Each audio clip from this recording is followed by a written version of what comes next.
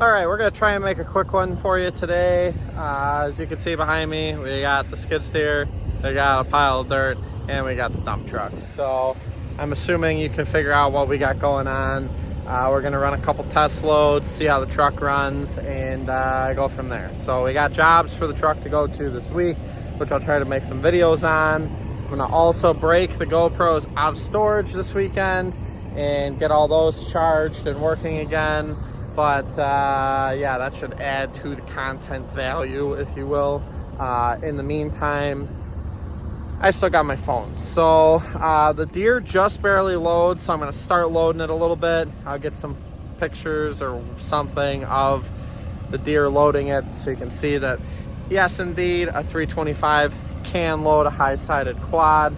If this had boards on it, definitely not gonna work, but I can just squeak it in there. So we're gonna get this loaded up, run this down to a buddy's house that just put up a pole barn, dump that off so he's got some fill and he can start doing his thing.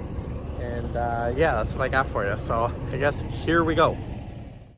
All right, so we're gonna try a voiceover here. This is our Deere 325G that we traded our Takeuchi TL8 for. One of the big reasons was because we wanted a machine that would be a little easier to load these high-sided quads. This Deere has a pin height of 10 foot 6 inches and is also a vertical lift machine, so it kind of keeps the bucket out in front of the machine a little bit. The Tak was a radial lift machine and did not have the pin height that the Deere has, which made loading really difficult. So it's definitely close, but just can't quite get any higher with the skid steer, so that's just gonna have to work. All right, so we don't have too far to go, but safety first, come on.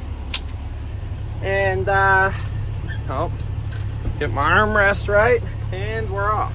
So this truck has an 8LL in it, so 1, 2, 3, 4, up into high range, 1, 2, 3, 4 again. That's all she wrote. So nice and easy, but I'll catch you guys down at the dump site. So you have to excuse the floor in this truck because it's kind of a disaster, but essentially this is how dumping works. So we are backed in where we want to dump. First step, we're gonna flip the PTO. We're gonna let out the clutch in neutral. That's gonna kick the PTO on. Release the gate, and then just like that, up she goes. So some guys will sit here and rev the piss out of it now, and I just feel like, why bother? It seems like running a lot of extra revs and hydraulic fluid through that pump for fun, so we're just going to let it go up. And since there's some handiwork that we did underneath here, did a lot of re-supporting to make this box nice and sound, but essentially up she goes. I'll probably end up fast forwarding through some of this stuff because it's kind of big boring. I don't think you guys can probably see any of the stuff coming out the back there, but up she goes, nice and easy. And then it's basically just the reverse, put it back down. So there she is. Put that back in neutral, clutch in. We'll pull our PTO out, put her in first here, pull forward a little bit, and that's that. This button for the vibrator. Make sure all that shit comes out of here, including opening up my glove compartment because I got to do some stuff to fix that.